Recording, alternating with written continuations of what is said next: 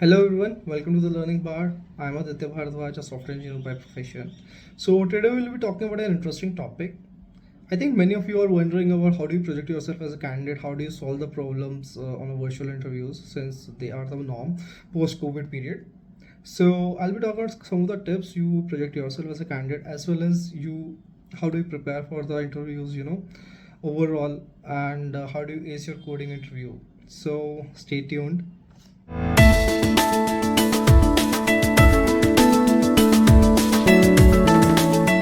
So first things first, in order to ace your virtual interviews, I think you need the most important thing for a virtual interview is that a stable internet connection.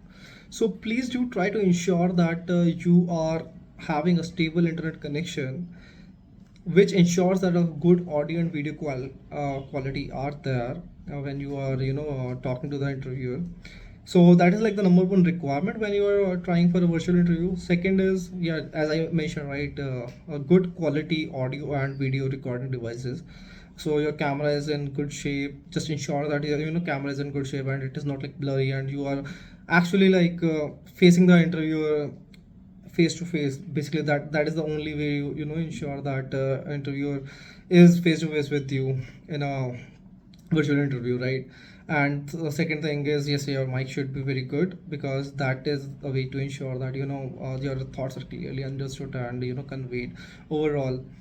The third thing I would definitely tell you is that try to be in a quietest place as possible. As that would ensure that whatever the noise does not play any kind of issue when you are interviewing, right? And the last thing I would definitely go ahead is that be ready with all the stationery you have so that a pen, paper, or any notebook, you should have them beforehand in the interview so that whenever interview asks you to write a problem or ask you to write code about something, right? Any problem that they explain, you have them handy so that you can write them out and don't waste any time since the interviews are very time paused. So ensure that you have the stationery ready whenever you are starting with a virtual interview. And last but not the least, I would say definitely have your time punctuality. So try to be on time as early as possible. Interview maybe a minute late or 2 minutes late in the interview room, but you have to be on the time so that when if an interviewer is on the time or even if they are a minute late or so, you are showing that okay, you are serious about this interview. So yeah, as we mentioned, right, have your stationery ready, be on time, have a stable connection, quiet room, and the last thing, please be ensure that you have mic and camera ready. Interview starts with a good icebreaker. Basically interviewer would start introducing themselves or they'll ask about yourself. Basically try to ease into each other. That way a totally stranger person like an interviewer and you as well are friendly for the next 1 hour or so, or maybe any length of the time the interview is all about, right? So take things easy because that way you are able to express yourselves better and your thought are easily understood even with the interviewer, right? So first I would definitely say try to be friendly with the interviewer because they are there to help you succeed. They are there to interview and ensure that best possible candidate is there and they try to find that candidate in you, right? So that is like the one thing I would definitely recommend, that try to take things easy and be friendly as much as possible with the interviewer. So basically, interview generally asks about try to talk about yourself, and sometimes they have read your resume pre the interview time, or they might be reading the resume at the interview. So try to be yourself, showcase your knowledge, like okay, I have done this, and try to ensure that those topics which you are covering when you are speaking about yourself are the topics which are not there in the resume. That ensures that okay, the versatility of the candidate and how much the candidate has achieved up till now, because everyone knows that your resume has only a particular set of information which might not be covered in the whole one pager, and it will want to see like how much interesting the candidate would be, and that actually act as a very good icebreaker, and as well as a good starting point for you. So my next advice is no brainer, right? You have to be prepared for your interview, right? So like one thing I have seen is that candidates are not prepared for the interview, and what they do is they try to flunk the interview in a different way, or basically what they do is like maybe get a friend to help them out, or put the answers out in a screen, or maybe like check the phone here and there to find the solution. In the meanwhile they think that they are oversmarting the interview or out. And believe me, as a my career of a software engineer, I have taken multiple interviews, and I have seen that people do tend to make this big mistake, and they are caught when they are cheating. So ensure that don't cheat, because that kind of puts a negative remark for you, even though the interviewer might not be saying that okay you are cheating, or I have caught you cheating, or they might have said it. So in both cases, try not to jeopardize your chance. This may be a chance where they might block your interview in the next kind of try you or attempt to do with the same company, right? So don't get flagged by just doing the cheating, right? That is like number one thing I would recommend. The number two thing is ensure you follow a particular kind of preparation ritual or something. So one of the things I recommend is PRP 100. So PRP 100, what that is: P stands for preparation in PRP. So be prepared, put your 100% in the preparation. So that is like one of the things I would definitely recommend. And I think what you can do is like for a good interview, for an interview, or if you want to start your interviewing, at least ensure you have like 60 for 30 to 60 days at least for preparation, so that you have enough idea about all the data structures, algorithm, and have solved certain set of problems for an interview. So yeah, preparation. Now the second one is revision. So when your interview is scheduled, you have done your revision, right? Like as I mentioned, data structures, algorithm, and even just look into the role you have applied into and the role you are interviewing for. That also gives you an edge when you are doing your interview. Third is practice. So you have done the preparation, you have done the revision, you also need to do the practice, right? So one thing I would recommend in practice is that maybe set up some mock session with one of your friends, or set up some mock session online. There are multiple platforms online, so you can set up one-on-one mock sessions there to help you prepare for the interview, as well as give you some confidence how you are giving your virtual interviews. So definitely PRP 100. Third thing is like for offline interviews, what we call as face-to-face interviews, we generally use pen and paper for writing the code, right? That kind of helps in whenever you are writing the code out, since whiteboarding is the general trend. When you are doing face-to-face interviews, you have to write the code on the whiteboard and explain that out, right? Similarly, for virtual interviews, what I would recommend is go for any plain text editor. Like you have Notepad, Sublime, and whatnot. There are like multiple options. So don't go for any editor which gives you a code suggestion. That is one thing, a no because that way you are not completely aware of certain nitty or gritties of a particular coding language if you are interviewing for, right? And every coding language has a different nitty gritties. Like Python is indentation is more important, right? And for example Java, the braces and whatnot, right? So try to ensure that you are writing the code on pen and paper, and when you've done the or as I said, a plain text editor, right? So when you're done coding, you may go ahead, copy that code out, and run that code to test, okay, was my code working when I wrote it on a text editor? Generally that is not the case. For an interview, they might not be running the code against something, but definitely that helps you out, that okay, whenever you are writing a code, it is runnable, and it kind of gives you more confidence when you are applying for an interview, right? So yeah, These are the quick three tips for getting prepared for the interview. So coming into the next section. So as I said, like your interview has started and you did the icebreaker and everything, right? And as I mentioned, right, the virtual interviews are very time boxed. So we have to ensure that okay, interviewer will cut you through, and within 5 6 minutes they do. Once they are done with the introduction, they will just give you a problem statement that okay, this is a blah blah blah problem statement, and give me a solution to this, right? Uh, so one thing I would definitely say when a problem statement is being given, don't just jump in. First, listen to the problem first, and maybe recommend that you write the problem down in a particular sheet, right?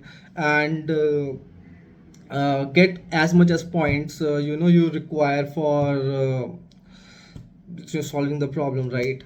So that is like the first thing I would say. Once you have written the problem down, right? Once you have written everything down, the second thing I would recommend is, since you have written the problem down, talk to the interviewer, explain the problem if you have understood everything, as well as explain every assumption you have made out of for the problem, right? Okay, this and I have made a XYZ assumption. Does it make sense? Interviewer will correct you out if there are any assumption which you are making wrong, and they will course correct the problem out. That also like builds a relationship with the interviewer. Okay, this guy has listened to what I was saying, right? And now this guy is going to be like he has make the right kind of assumptions, or even if he has not made the right assumption, at least he was clear enough with what he understood and clarified with me. So communication goes long way when you are interviewing, and whether it is face to face or virtual, right? So coming into the next part, so after a number of times, I have seen candidates, try to go for the optimal approach at the first, right? And they are just, writing everything down, and spending too much time finding an optimal solution even before, writing the code out. I would say don't do that. Okay, the interview is all about finding the optimal solution, but it's not about you have to get at least some part of the code there so that interview can assess you better, right? So first, definitely try for a first quick, easy, or even a dirty way of solving the solution. So what we call as brute force, right? So try the brute force method just to ensure that the solution is there, at least, even though we are not talking about the complexity here, space or time complexity, or the solution should be O of 1 or O of n or anything like that, right? We are talking about at least the solution is there. Yeah, right. So if the solution is out there, you can optimize over it, and that's what generally happens in a good interview, that you write out brute force, maybe a chance that okay, when the solution you write, right, the first solution itself is the optimal one, and you can't optimize more, right?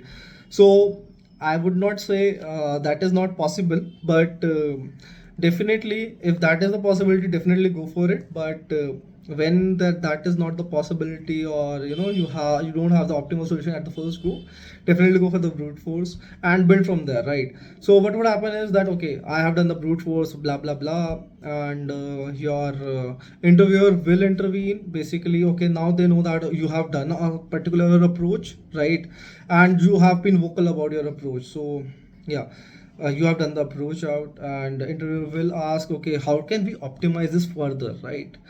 Can maybe your solution is O of n square, and interviewer will say, okay, can we make it O of n log n or something like that, the time complexity.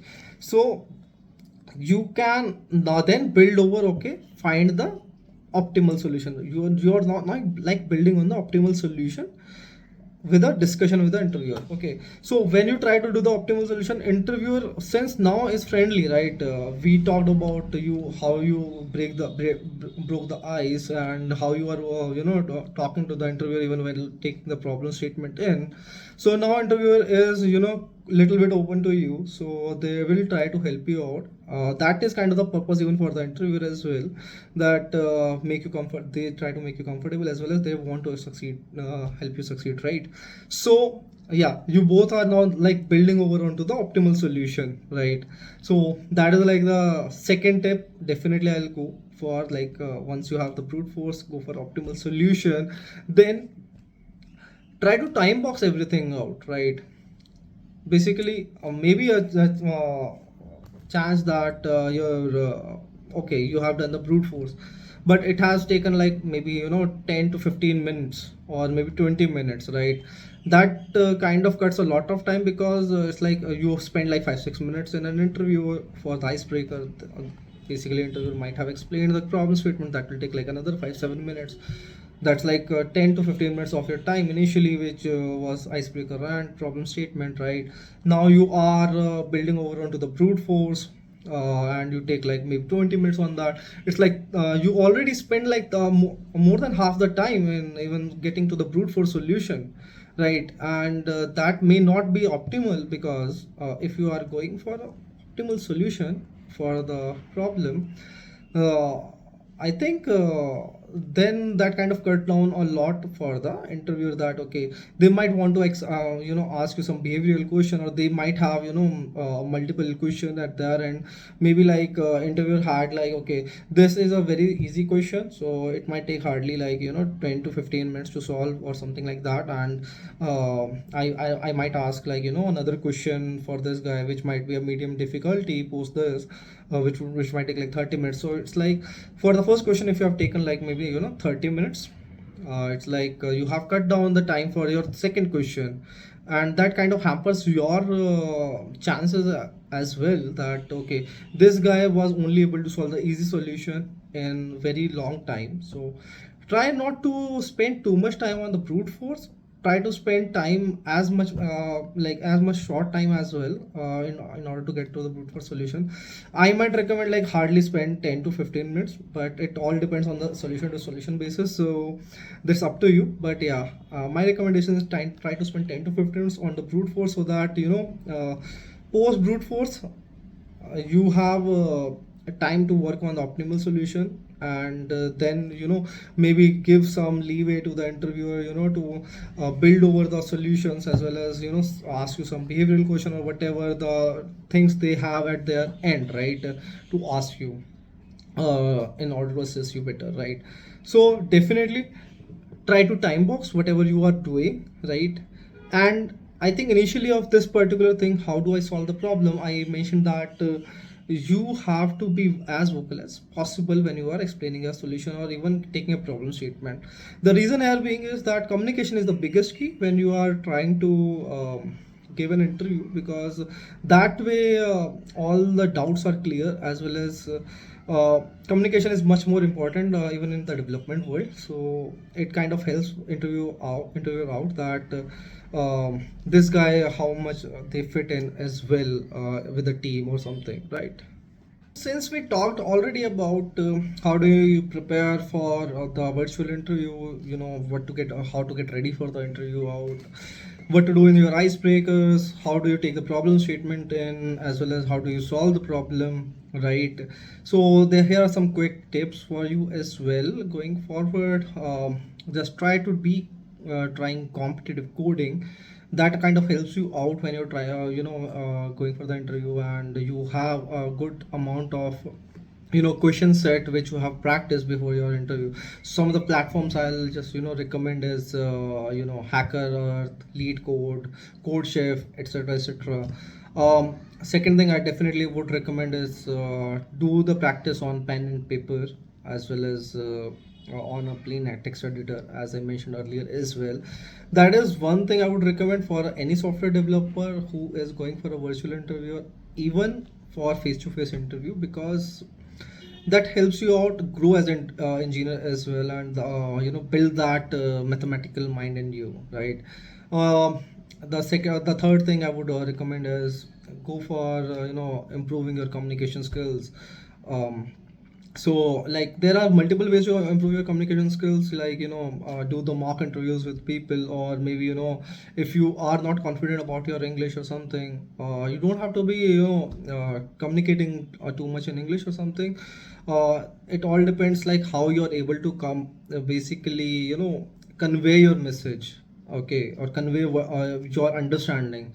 That's what matters for any interview. You don't have to be a fanatic of a language, as simple as that, I would say. So by communication I meant that try to be as clear as possible with your thoughts, as simple as that. And the last thing but not the least, right, research the company well as the role, okay. Often number of times I have seen that people have not researched the company well, or they were just reached out by the recruiter and they thought, okay, this is a very cool company and I should go ahead and apply for it. If I get the job, that would be great, right? Don't have that mindset. Try to research the company better as well as the role you have applied for. That kind of gives you an idea what could be asked in the interview, right? And every company has a different set of interview processes, like as I know, like Microsoft, Amazon, they have like I think 5 rounds of technical coding interviews around, and similarly for Google they have like I think 6 to 7 rounds, and other companies have other set of rounds. So that is kind of gives you an idea, if you research the company and their interview process or even the job role, what kind of questions might be asked. And as I mentioned earlier, like lead code also has a good question bank set, which companies tend to get some idea on, that okay, what kind of questions we might or we should ask the candidate out, or the general trend of the questions companies ask out. So try to go there, practice hard, and build that brain for solving the problems on the go, on a pen and paper. You don't have to worry about any text editor or any suggestion tools. So by this video is over, and thanks for watching. Since we talked already, I hope you like the video. So if you like the video, please like and share the video, as well as subscribe to our channel for more such content, and press that bell icon so that you get notification from us. So thank you guys.